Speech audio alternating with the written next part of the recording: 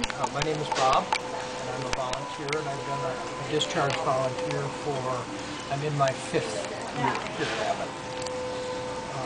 I think volunteering benefits the hospital by providing a team of people to do things that might otherwise not get done or not get done well because they might be deemed less important, but they turn out to be very important for making the patient comfortable.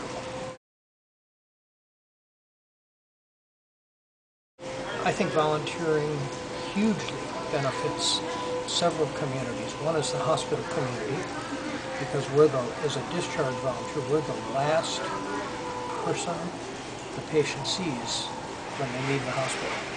So I think of us as being the vice president of marketing for 10 minutes, because you want to leave the patient confident that they can go home and make it, comfortable that they were well cared for, and properly transition to whatever vehicle or however they're being picked up. The local community benefits because there are many people here who don't have much healthcare coverage. And every time you can use a volunteer to help in the process of delivering healthcare, I think they benefit. And it's clear that Abbott does an incredible job of providing huge healthcare benefits to people in the neighborhood. And it's quite a large neighborhood, as they define it. It's very streaky. I've seen a decrease in the number of senior volunteers, which is people that's 55, 60, and over. I've seen large spikes in the number of people your age who come, and we get them in streaks, not just in summer, but we get them when the word goes out to the hospital staff people, because many of them are children of nurses, physicians, administrative people at the hospital.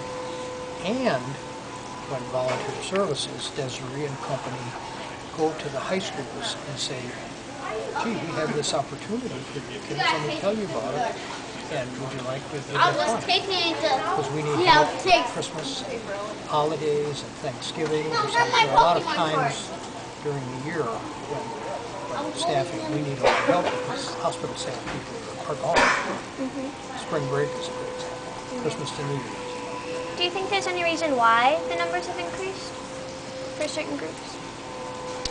I think young people today are inspired by the values that their parents have or the significant influences in their lives provide to them. If altruism or doing something without remuneration for other people comes from those significant people in the lives of a young person, that's a huge boost to young people saying, gee, adults do that, probably means it's okay.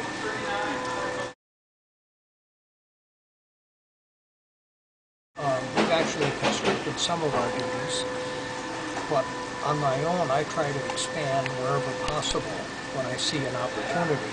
And then I talk about that with Desiree or Angela or Mary, because there are many things we can do that haven't been explored, and they keep showing up as new opportunities.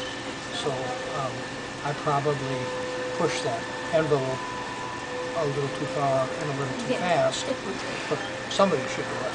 And if they don't like it, I'll hear from Desiree and Angela and Mary.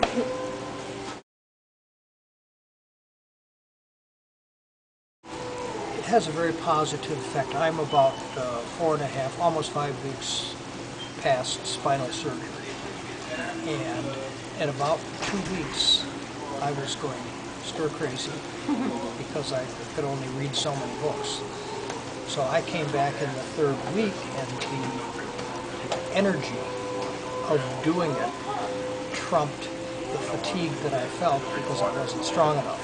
So each of the last 2 weeks, and this is the 3rd week, I just plain feel better emotionally, I feel better physically, I feel better because I'm connected to people like Desiree and my fellow volunteers, and I'm in a place, and this is an incredible hospital, where good things happen. And so sometimes when you're in that milieu, You just do better because it's doing better. And that's part of my doing better, or you're doing better. And I think to Bob's point, I'd like to echo that a little bit, because it's sort of like if you're not feeling well and you don't get up and you keep your jammies on and you stay in bed, you still feel bad. And sometimes if you just sort of fight through it, you start to feel a little better. And I think that's Well said. kind of what we do.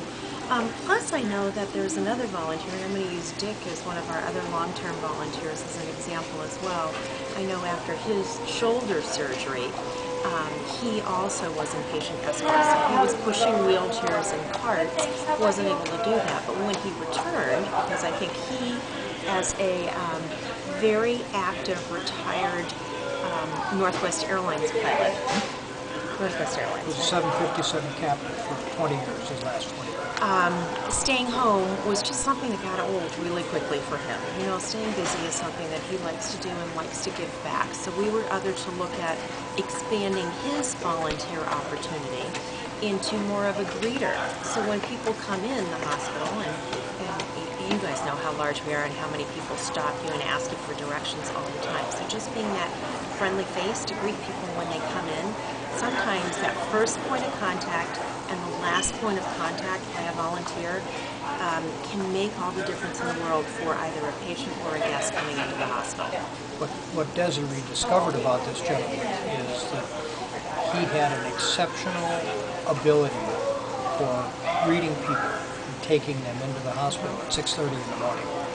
And even better, as a discharge volunteer, sometimes you're not doing too much of that, but as a greeter at a place where people are going to have surgery that day, or some pretty heavy diagnostic stuff, you were willing to give them a chance. Yeah, and it really was a sort of a newly created position for a volunteer, because it does take somebody with the personality and with the knowledge of the hospital just to navigate the whole system and make people feel, a little more at home than they would be. But she was willing to take a chance on it.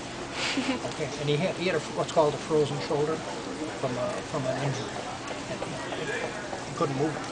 And to that program, it's turned out to be very successful, and we're actually looking at expanding that with the right volunteers.